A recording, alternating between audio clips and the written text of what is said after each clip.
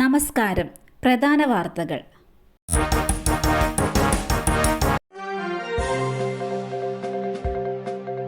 ജാതി സെൻസസ് കോൺഗ്രസിന്റെ ആശയം, സ്വാഗതം ചെയ്യുന്നുവെന്ന് രാഹുൽ ഗാന്ധി.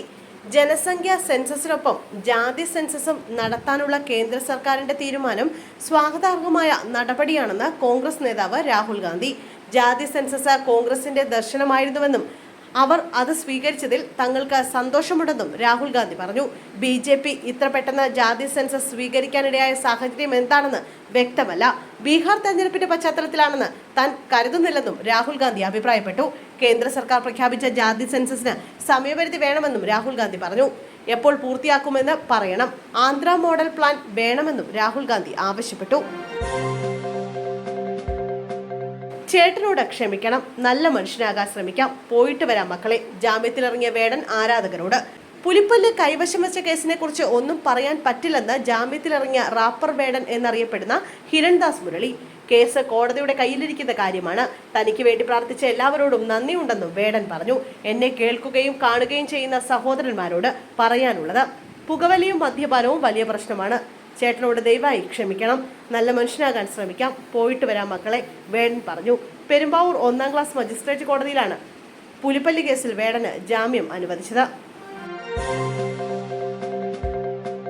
പ്രായപൂർത്തിയാകാത്ത പെൺകുട്ടിക്ക് നേരെ അതിക്രമം, 2 അതിഥി തൊഴിലാളികൾ പിടിയിൽ.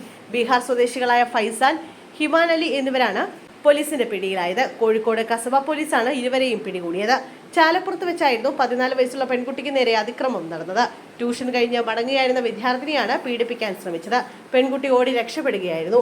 സംഭവത്തിന് പിന്നാലെ രൂപീകരിച്ച പ്രത്യേക സ്ക്വാഡിന്റെ അന്വേഷണത്തിലാണ് പ്രതികളെ പിടികൂടിയത്. പോക്സോ, തട്ടിക്കൊണ്ടുപോകാനുള്ള ശ്രമം തുടങ്ങിയ വകുപ്പുകൾ പ്രകാരമാണ് ഇവർക്കെതിരെ കേസെടുത്തത്.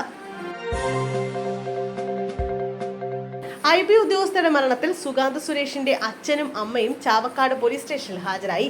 എടപ്പാൾ സ്വദേശി സുരേഷ്, ഗീത എന്നിവരാണ് ഹാജരായത്. പേട്ടയിൽ നിന്നുള്ള പോലീസ് സംഘം ഇരുവരുടെയും മൊഴിയെടുക്കാൻ തൃശൂരിലേക്ക് പുറപ്പെട്ടു. നിലവിൽ കേസിൽ ഇരുവരും പ്രതികളല്ല. ചാവക്കാട് പോലീസ് സ്റ്റേഷനിലാണ് ഇരുവരും ഹാജരായത്. IB ഉദ്യോഗസ്ഥരുടെ മരണത്തിന് ശേഷം വിവിധ ക്ഷേത്രങ്ങളിൽ ദർശനം നടത്തി കഴിയുകയായിരുന്നു ഇരുവരും. മകൻ ചെയ്ത തെറ്റിൽ മനനൊന്തും നാണക്കേടും കൊണ്ടാണ് ക്ഷേത്ര ദർശനം നടത്തിയതെന്ന് മാതാപിതാക്കൾ പറയുന്നു. ഗുരുവായൂർ ക്ഷേത്രത്തിൽ കുറച്ചു ദിവസമായി കഴിഞ്ഞു വരികയായിരുന്നു ഇരുവരും. ഇന്ന് രാവിലെ 10 മണിയോടെ ചാവക്കാട് പോലീസ് സ്റ്റേഷനിൽ ഹാജരാവുകയായിരുന്നു. പാകിസ്ഥാന് വീണ്ടും പണി കൊടുത്ത് ഇന്ത്യ. വ്യോമമേഖല അടച്ചു. പാകിസ്ഥാനിൽ നിന്നുള്ള യാത്രാ സൈനിക വിമാനങ്ങൾക്ക് ഇന്ത്യൻ വ്യോമമേഖലയിലേക്ക് പ്രവേശനം വിലക്കി. പാകിസ്ഥാനിൽ രജിസ്റ്റർ ചെയ്തതും പാകിസ്ഥാനിൽ പ്രവർത്തിക്കുന്നതും പാകിസ്ഥാനിൽ ഉടമകളുള്ളതും പാകിസ്ഥാൻ വിമാന കമ്പനികൾ ലീസിനെടുത്തതുമായ വിമാനങ്ങൾക്കാണ് വിലക്ക്. പാക് സൈനിക വിമാനങ്ങൾക്കും നിരോധനമുണ്ട്. എന്നാൽ പാകിസ്ഥാൻ വഴി ഇന്ത്യയിലേക്ക് വരുന്ന വിദേശ വിമാനങ്ങൾക്ക് ഇന്ത്യൻ വ്യോമമേഖലയിൽ പ്രവേശിക്കുന്നതിന് വിലക്കില്ല.